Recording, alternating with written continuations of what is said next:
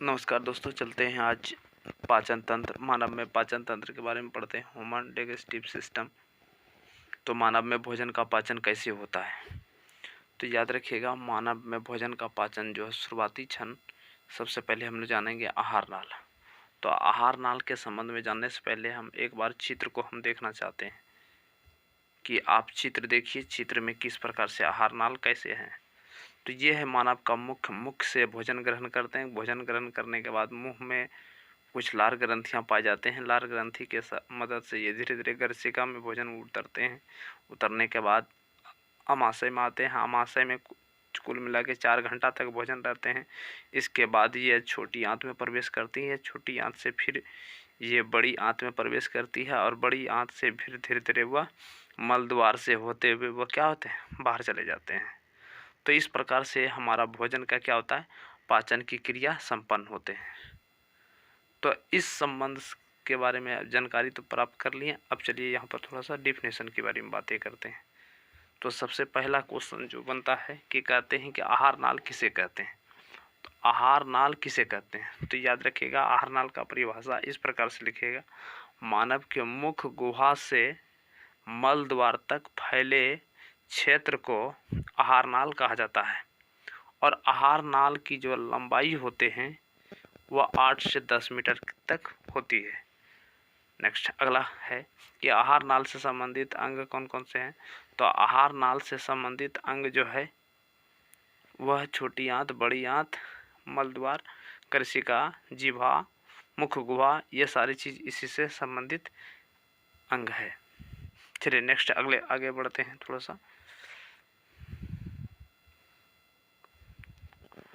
अब इसके बाद देखिए यहाँ पर मुख में जो है, हमारे मुख में जीभ और दांत पाए जाते हैं। जीभ और क्या पाए जाते हैं, दांत। अगर दांत की संख्या बात करें तो दांत की संख्या कितना होते हैं, 32। मानव के मुख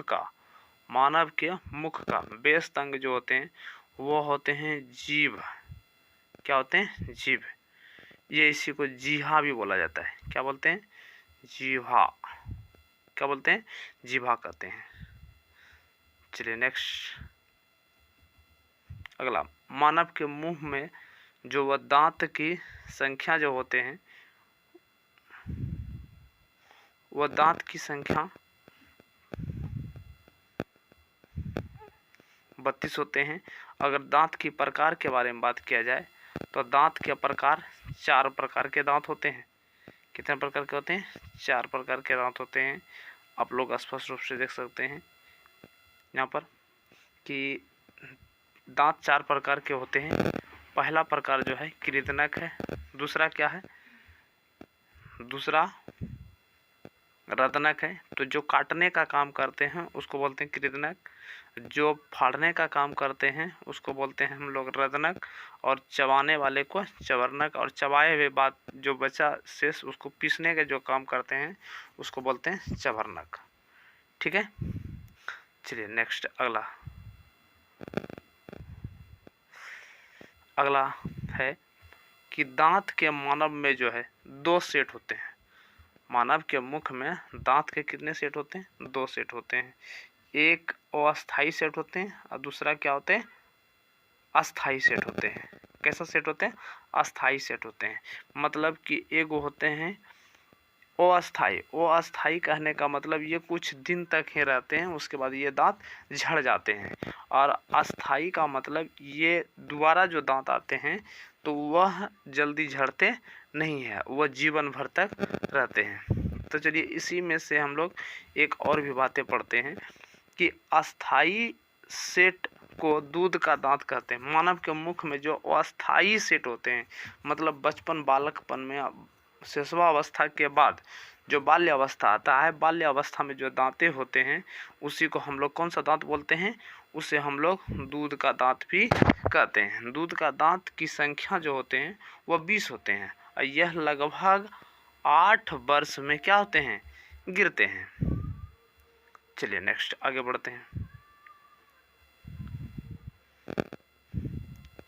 अगला है कि ये दांत जो है दांत मुख्यतः दांत कैल्शियम एल्यूमिनिक नामक लवण एवं प्रोटीन का बना होता है। अब देखिए एक क्वेश्चन और भी शानदार है कि मुख गुहा का व्यस्त अंग, मतलब हमारे मुख का जो है व्यस्त अंग कौन सा है? तो हमारे मुख का व्यस्त अंग है, जी हाँ। इसी जगह एक प्रश्न बनता है कि मानव शरीर का व्यस्त अंग कौन सा है?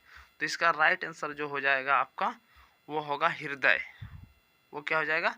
हृदय होता है, हृदय होता है हमारा। क्या होता है? हृदय मतलब हार्ट होता है। हृदय का मतलब क्या हुआ? हार्ट। हार्ट हमारे शरीर का सबसे